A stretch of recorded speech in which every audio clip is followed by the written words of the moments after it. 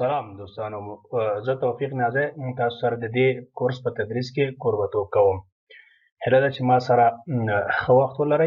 نو موږ دا کورس د میکرسافټ ورد تر عنوان لاندې جوړ کړی ده.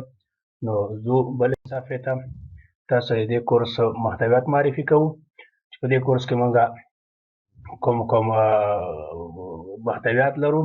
د چا لپاره دا کورس ضرور ده، څوک باید دا کورس تعقیب کړي. موږ دا کورس د میکرسافټ ورد ابتدایی زده کړې تر عنوان لاندې نیولی ده.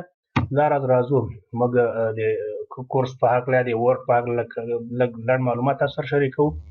لکه څنګه چې تاسو په سکرین باندې وینئ، میکرسافټ ورد د میکرسافټ افیس د بستې څخه یو اپلیکیشن دی چې په معمول ډول په اداري کارونو کې ورڅخه کار اخیستل کیږي. همداراز د نړۍ په کچه ډېری خلک د میکرسافټ له تولیداتو څخه ګټه اخلي. موږ هڅه کوو تر څو د دې کورس په مټ تاسو ته د میکرسافټ ورد د کارولو طریقه در وښایو. نو دا کورس د هغه چا لپاره وړاندې کوو چې میکرسافټ ورد سره بالکل نوي دي او هیڅ ډول آشنایي ورسره نه لري. د دې کورس په پای کې شاګرد کولی شي چې په ډېره اسانتیا سره میکرسافټ ورد څخه ګټه پورته کړي. د دې کورس په اوږدو کې موږ لاندې عنوانونه تر پوښښ لاندې نیسو. خو د یادولو وړ ده، لکه په سکرین باندې چې وینئ، موږ یو نوټ تاسو ته لیکلی ده چې کوم عنوانونه چې تر پوښښ لاندې راځي د هغوی نومونه په انګلیسي ژبه تلفظ کېږي، ځکه تر اوسه ورته که منل شوي او کره پښتو ترجمه نه ده وړاندې شوې. که وړاندې هم شي اصلي مطلب نشي افاده کولی، مګر د ټوله تشریح چې مو د هغه په ساده پښتو ژبه وړاندې کړې تاسو ته.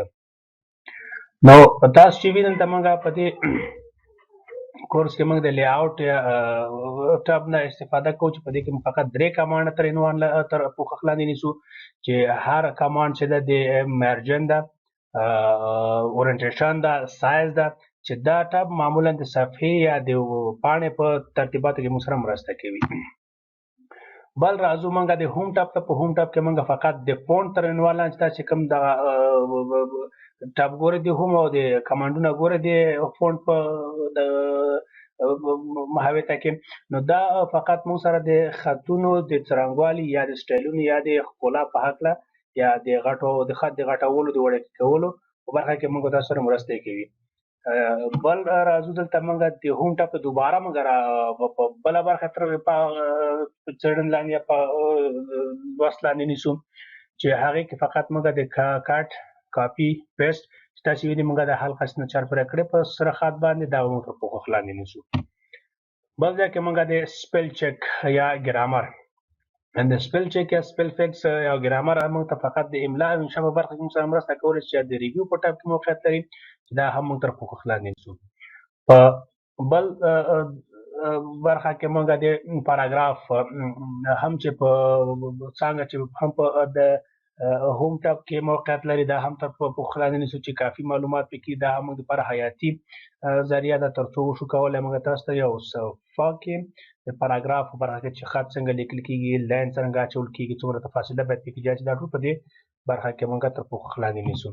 بل موږ د ویو ټاب لرو. په ویو ټاب کې موږ 3 کمانډ تر پوښښ لاندې نیسو، چې په هغې کې پرنټ لی آوټ ده، چې دا نورو لی آوټونو باندې هم ورسره بحث کوو. لی آوټ لکه د ویب لی آوټ ده، ریډ موډ ده، دې باندې لږ رڼا اچوو، خو زیات بحث چې موږ کوو په پرنټ لی آوټ باندې کوو.